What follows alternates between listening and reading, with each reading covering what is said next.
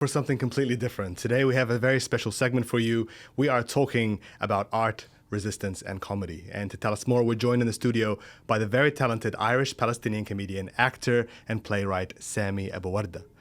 Now, Sammy is a man of a million faces. His debut live show, Bedu, was ranked by The Guardian as one of the top 10 shows of 2022. That same year, he created and starred in the Channel 4 comedy series, The Sheikh. Sheikh Ahmed Al-Kabir, the 867th richest person in the world. I have come to invest my money in this poor, deprived island of Great Britain. Follow me as I explore the middle western country of Great Britain and find out just how far money can get you in fashion.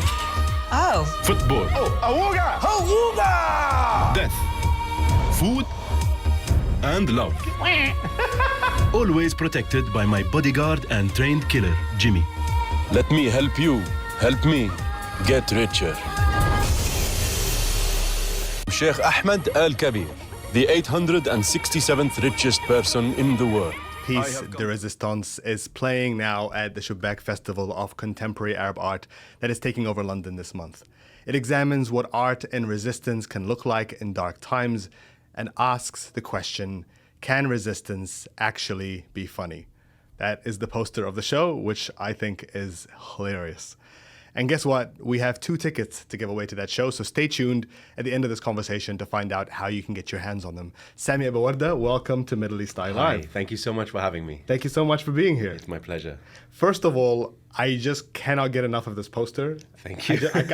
Every time I look at it, which has been like dozens of times now, I can't help but laugh. Yeah, it was a lot of fun to shoot. Actually, it was not the initial concept. The initial concept was a lot simpler, but I brought some extra costume just to have some fun. And my photographer, a very good friend of mine, actually, he's a filmmaker, Vahid Hakimzadeh, Iranian filmmaker. He shot that photo, and you just have a Yasser Arafat outfit. Well, I just you need to have one handy at home. If you don't have your Yasser Arafat outfit, then what are you doing in life? So I was just like, let's try this, and we took some photos, and he took one look at it. He said, dude, that's the show one. image. So yeah, it was one of those things where you just kind of think, let's try something, and it turns out pretty well. It's fantastic. Yeah. Now, I don't mean to be that kind of Arab and ask you about your background and your degree, but someone told me that you're a doctor. Yeah, I have a medical degree, and I made the move a while back into well, initially comedy, but now I make theater. Really, it's theater that is funny.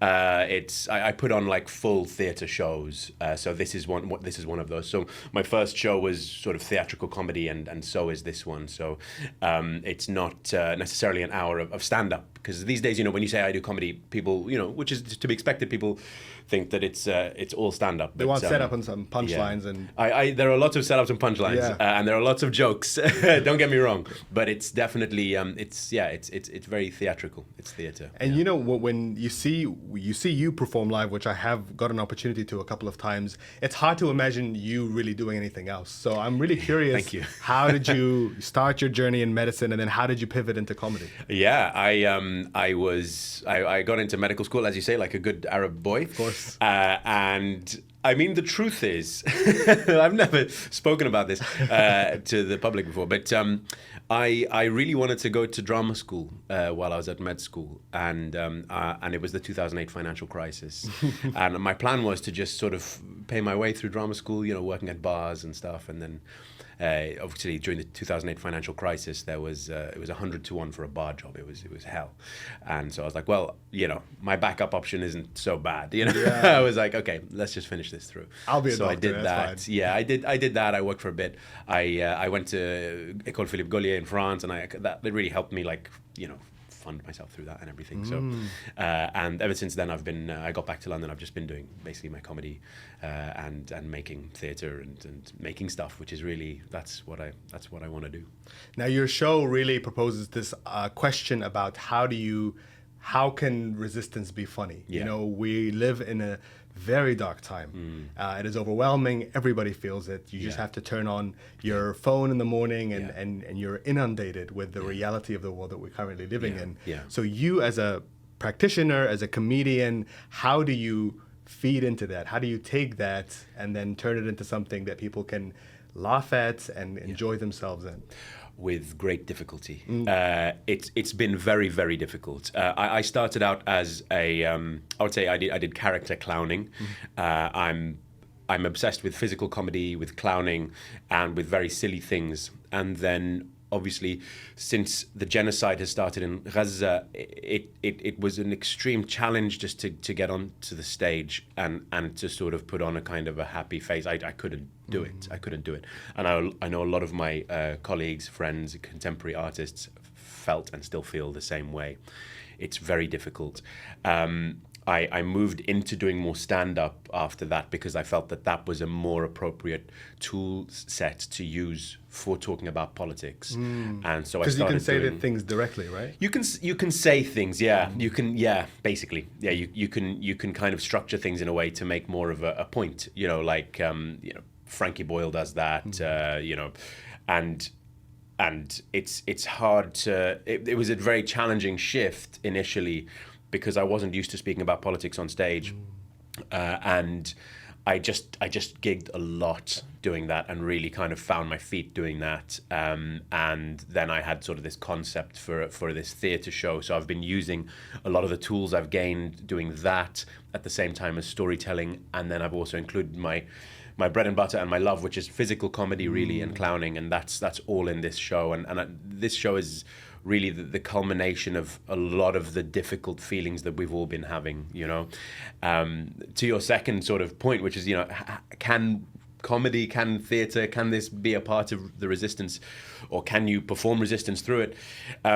Yes, I think it depends what you're saying. It depends a lot on what you're saying, and it depends what the function of it is. A good friend of mine, Sara Al-Agha, last year she came to one of my work in progress shows, and she said, "This is great because it's a place for people to come together, and it's a place for people to have as community. So we all come to an event." On that basic level, yes. I am a big supporter of direct action as well, and I do talk about direct action towards the end of my show. And I think giving a platform to organizations that engage in direct action, like Palestine Action, and having that represented on stage in a show that people are coming to see, I haven't seen that very much. Spreading the word and just saying, "Hey, look, if we want to stop the bombs being made that are currently killing Palestinians, we can physically do something about that." Just standing on stage and saying that is even now, 18 plus months in to this, even now for a lot of people in Britain, I think that's still a contentious thing, which is crazy, like saying, let's stop an arms factory from making bombs that kill people is a contentious. So, you don't see a lot of people platforming that point of view. You have amazing people like Kneecap who have been so far, like, just really, just saying everything that needs to be said. But apart from them and the odd, A-list Hollywood actor, Liam Cunningham and a few others, it's still been a lot of silence, I think. It's still been a lot of silence. And so the very simple act of standing on your platform and using your work to amplify people who are engaging, I think it makes a huge difference. Yeah. Absolutely. Yeah. And one of the things that I appreciate about your work is that, especially more recently, that it's not just the humor that comes through, but you don't really filter some of the anger too. Yeah. And sometimes you really feel that coming through. Yeah. And I wonder, as a physical practitioner, with that as your background, is there a physicality? Does that allow you to be able to channel some of that energy? Yeah, I've in the show itself, I've made use of storytelling in order to channel that, because when you go on stage, nobody wants to see someone shouting and screaming and getting angry, directly at the world and directly at the audience. So I've found a way to channel that through storytelling, through characters, through all that kind of stuff. There are certain historical figures who are not very popular amongst some Arabs, particularly in Algeria. My show touches on French-occupied Algeria quite heavily. And you can really there are very easy, good targets there that haven't really been struck in Britain, at least, because Algeria is not a big part of the conversation in Britain. Yeah. And you can really have fun, sort of attacking your targets. You know, if it's the French who are occupying Algeria, or US soldiers or British soldiers, you can have a lot of fun attacking those targets with comedy. You know, and that's where you can really channel the anger into something that isn't just demonstrating anger. Yeah, and speaking of channeling that anger, you are a product of Palestinian and Irish roots. Yeah. Both histories that are deeply rooted in resistance and a history of resistance. And tell me about that. How does that inform who you are? Well, my father was a member of the Palestinian resistance. He was a member of the PLO. He took part in the 1967 war, and his life was resistance. He really, yeah, his whole life was resistance, and that influenced me from day one. From day one, it's. Just like many Arabs, you know, I have been directly influenced by war, and I was displaced in the Kuwait invasion, like nearly everybody who lived in Kuwait at the time was, and the thing that has really crystallized for me recently is when you're in a position of any kind of privilege, how quickly that can be taken away from you when somebody in power decides that you're no longer worthy of it. Whether you're a Palestinian in Kuwait, or whether you're a Palestinian in Palestine, or whether you're an ethnic minority in Britain, or if you are queer or disabled, or when somebody in power decides that we don't like that group, you know, what they're doing to the trans community right now, the Labour government is unconscionable. It's absolutely unconscionable. And because one day, on the flip of a coin, they decided that it would be practical for them to attack the trans community. And so when you realize that, it really kind of it really gets you into a position where it's like, well, what am I actually living my life for? You know, how can I engage living my life in a truthful way where I construct something that makes the world a better place? Because the sad truth is, right now, for a lot of us, the systems that exist are not benefiting people as they should, and they are actually, many of those systems are engaging in some kind of oppression. Whether it's an organization that doesn't speak out about the genocide that Britain is taking part in, that's sort of complicity through silence, many large organizations, or what the BBC is doing, which is direct complicity in genocide, in my opinion. So to answer your question in a very roundabout way, you know, like, having that experience myself of displacement due to war, and my father's experience of land theft, displacement, my grandparents from Ireland, their experience of displacement in the 1920s, they escaped. They left Ireland like many Irish people have for a very long time, and this multiple generational displacement, because in my case, the Brits decided that actually those people, no, they're not going to get it. You know, they're not going to, in my case, you know, and by the Brits, I mean the British government and British imperialism, not individual British people. And when you have multiple levels of multi-generational disenfranchisement, you have no choice but to think about what your place in the world is and what resistance means to you. Because if you don't, it eats away at you, because you're living a false life.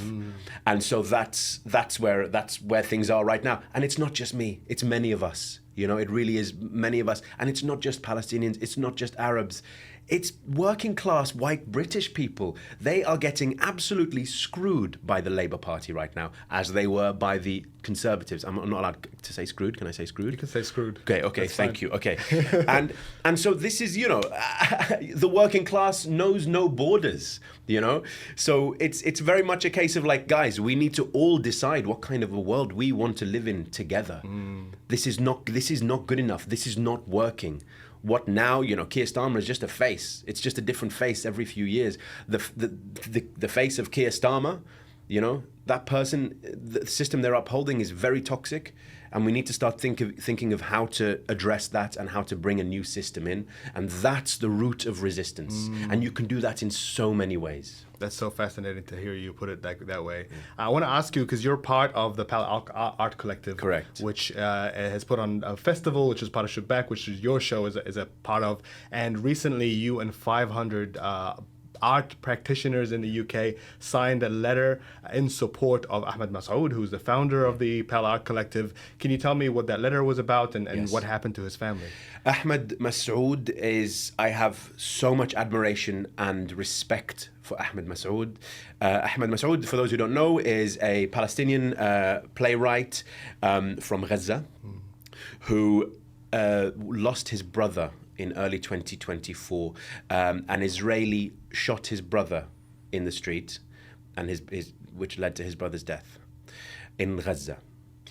And I think it was either last week or the week before that, they then killed his nephew with a bomb. An Israeli killed his nephew. And he is a really important part of not just the Arab or Palestinian community. This is the point I'm trying to get across. It's all of us, theatre practitioners, creators, comedians. And this is the boundary that needs to be broken right now. Is it doesn't matter what your job is, it doesn't matter what career you have, what business you're in, the equivalent person in Gaza, in Sudan, in the Congo right now is having everything taken away from them. And so are you going to stand in solidarity with humanity? And so the project, the letter, with Ahmed Masood is a letter that we are signing and circulating in order to recognize what has happened and stand in solidarity with him. And it's also a very important letter for the industry to try and shake the industry into moving and into a position where we can start getting institutions to speak up against what's happening in Palestine right now.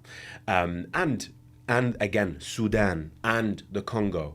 And these places are sort of the hotbeds of the imperialist project in a way.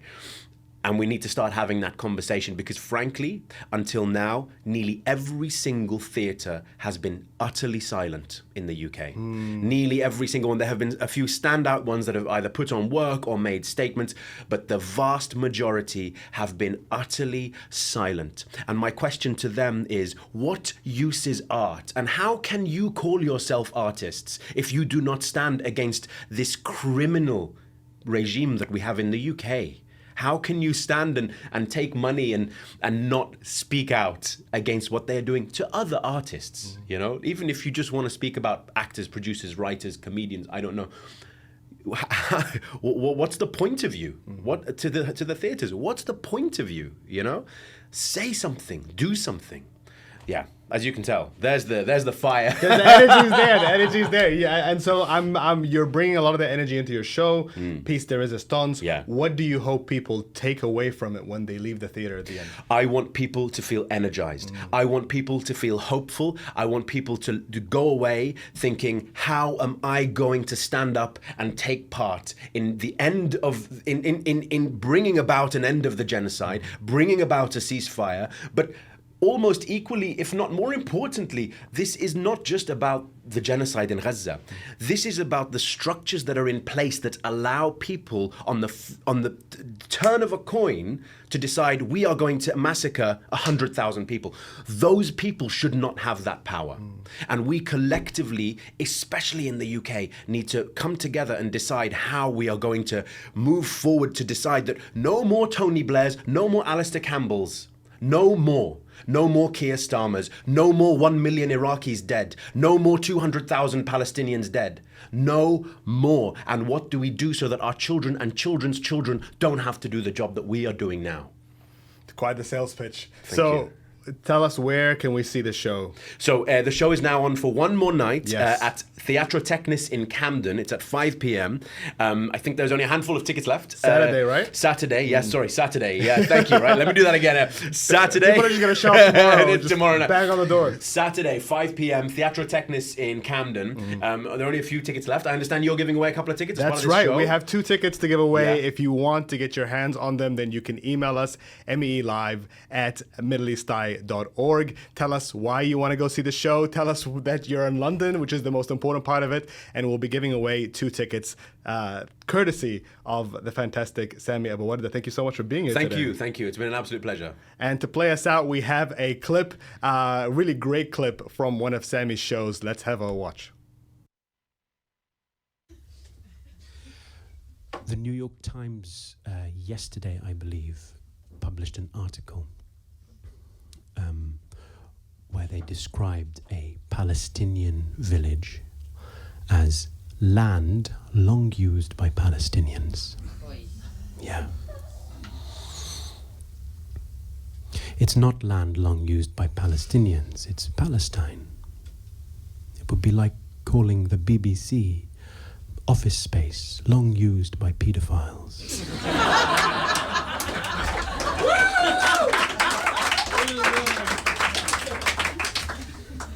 I actually don't mind calling it land long used by Palestinians, because the corollary of that is that Israel is land briefly occupied by fascists.